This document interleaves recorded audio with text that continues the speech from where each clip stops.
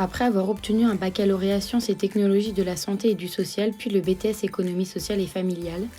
je suis actuellement étudiante pour obtenir le diplôme d'État de conseillère en économie sociale et familiale au lycée Simone Veil de Dijon. Pour cette année de formation, je suis en stage pour 16 semaines dans un accueil Solidarité Famille du conseil départemental de Dijon. Depuis 2013, le conseil général est devenu le conseil départemental.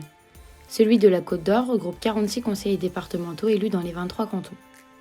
Il est chef de file de l'action sociale et, à ce titre, exerce des missions élargies dans différents domaines par le biais de services centralisés et territorialisés pour l'autonomie, l'enfance, la famille et la jeunesse, l'insertion, la culture, le sport et la vie associative, la gestion des établissements sociaux et médico-sociaux, la lutte contre la fraude sociale, l'appui au pilotage et à la gestion des prestations. Le conseil départemental est composé de plusieurs pôles,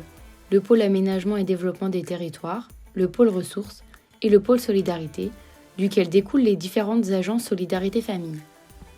Du pôle solidarité découle la mission d'aide au pilotage, la mission contentieux et lutte contre la fraude sociale, la direction de l'accompagnement et l'autonomie, la direction parentalité, enfance, sport, culture, la cellule ressources humaines, la direction de l'action médico-sociale territorialisée. La direction de l'action médico-sociale territorialisée dirige le service politique d'insertion, le service médiathèque, l'agence Solidarité Genlis, l'agence Solidarité Dijon, l'agence Solidarité Beaune, l'agence Solidarité Montbard, l'agence Solidarité Talent-Chenôve.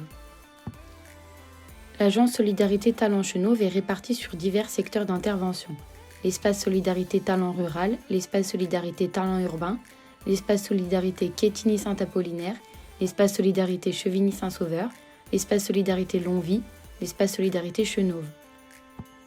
En 2019, 24 000 personnes ont été accueillies physiquement dans l'un des espaces par les travailleurs médico-sociaux, avec 19 000 rendez-vous ou visites à domicile. Pour l'accompagnement éducatif, social et médico-social des personnes, 4 000 familles ont été suivies au titre de l'insertion, 4 200 usagers sont bénéficiaires du RSA, 236 informations ont été déclarées préoccupantes, 160 enfants sont suivis en accompagnement éducatif à domicile, 2 800 examens médicaux ont été réalisés pour les enfants. Dans les accueils Solidarité Famille, il y a divers professionnels qui exercent tels que des assistants sociaux, des conseillers en insertion professionnelle, des conseillères en économie sociale et familiale, des éducateurs spécialisés, des éducateurs de jeunes enfants, des conseillers conjugaux, des techniciennes de l'intervention sociale et familiale, des psychologues, qui se tiennent à disposition à tout moment pour les questions portant sur les problèmes familiaux, les questions liées à la parentalité, les difficultés dans l'éducation des enfants, les difficultés dans le règlement du loyer, l'accès au logement ou à l'hébergement, l'accès aux droits, l'ouverture des droits aux revenus de solidarité active,